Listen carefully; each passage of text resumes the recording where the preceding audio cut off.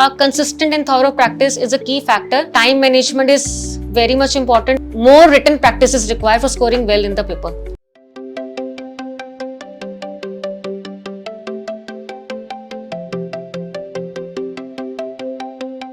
Hello and welcome. Today we are here for this session with Miss Maninder Kaur, the teacher of mathematics for grades 9 and 10.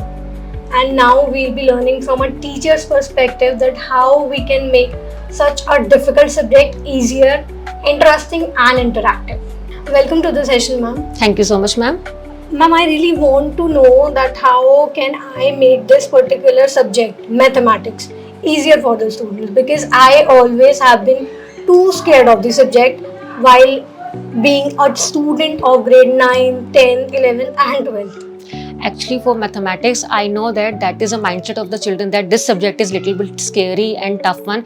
But it's a role of a mathematics teacher to break the subject and to introduce different activity-based learning and experiential learning, like it has been given by the NEP and NCF curriculum. So what I do in a maths classroom, I break my concept in a topic-wise category and also indulge my children in more on making, you can say, model projects and solving the case-based question. Even I take a chapter, even case-based question, which is also given in different reference book, and I feel that this book is one of the, you can say, a best book in which we can go for different case-based question, and I'll just give the children a duty to create a skit or a role play or an enactment in order to make the understanding more easier and relatable. So this make the whole maths, instead of a boring, more interesting one.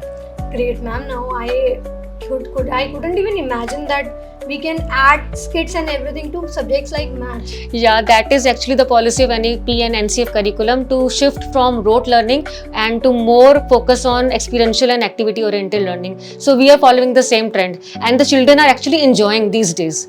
I was not aware, like I couldn't even imagine that it could happen in the mathematics subject as well.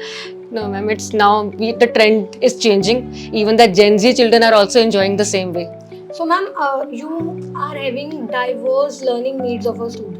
You have learners with different perspective, different interests and everything. So how do you cope up with all sort of children with all of their preferred learning styles? Yeah, actually that is the main problem which I feel is happening nowadays among the children. They are having a short attention span, even the diverse learnings need, because in a classroom we are teaching the mixed type of a children, means Yes. some are slow learners, average, and some are very much into that particular subject. So in order to tackle these things, I break down my chapter into a small manageable portion, and I also appreciate together how they have divided the whole concept into topic wise content followed by the question, which make the child to feel confident. See, if the child is picking one topic and moving according to his or her own pace, moving from easy, then to moderate, then high level question, then accessing himself or herself by the practice question, I think that is a, you can say, complete package I can see in this book.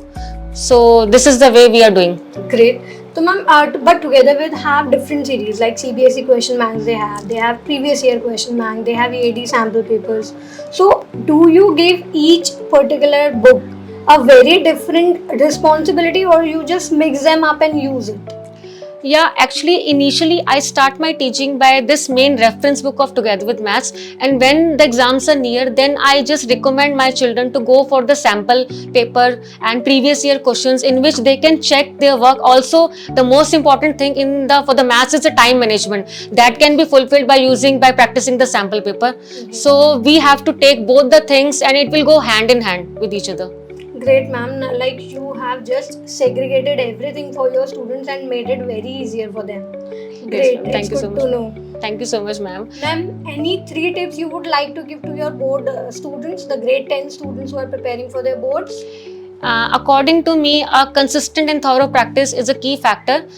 And secondly, time management is very much important, because we know that this time also board have started different types of a board. So everything, each and every minute is so important. So I just want, along with the NCERT, just keep one reference book with the child, and the child have to practice everything with that book. Also, you can say, more written practice is required for scoring well in the paper. So solve as much questions as you can. That's what ma'am wants to say to you. Ma'am, anything that you would like to add to Together with Books? Any feature? I believe that this is a complete top-notch reference book with providing a complete resource to the children as well as teacher. But just my suggestion, like if the book have more of quizzes and crossword puzzles, so that will make that we can give a task to the children during our free period or arrangement period, so they keep on doing these questions and they didn't feel bored. So this is only the recommendation, and I really want to thank Rachna Sagar for creating such a valuable resource for the teacher and the children. Thank you so much, ma'am. You have really helped so many students just now with your words and suggestions. Thank you for Thank the you, session. ma'am. My pleasure. Thank you.